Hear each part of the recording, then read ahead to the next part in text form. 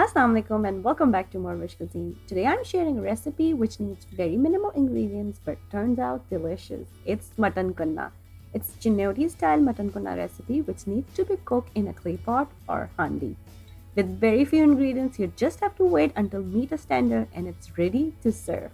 So let's go and make it happen. So first we need a clay pot or handi for this recipe. Then I add all the ingredients in handi. I'm adding sliced onion with some ghee.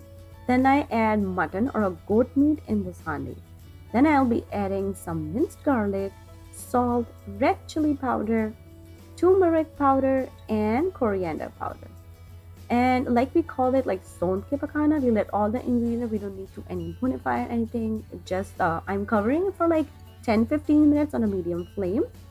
Then I'll be adding enough water, what I need for my gravy, and cover and simmer and let it cook until meat is completely tender. And then we need to thicken our gravy. For that, I mix some atta in a water, and then I'm adding and stirring immediately so it won't get lumpy.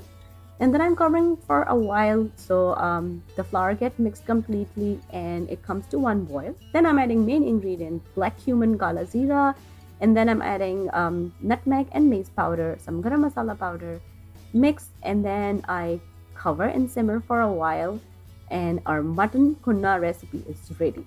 I'm just garnishing it with some sliced ginger and some crushed black cumin as well. You can serve it with some steamed rice or some hot naan.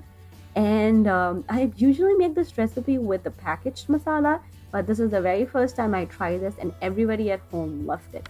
And if you are trying this at home, please don't forget to let me know how it turned out with you guys. And if you want to learn something else, let me know. Leave me a comment down below and I will try my best to make it happen. Once again, thank you so much for watching.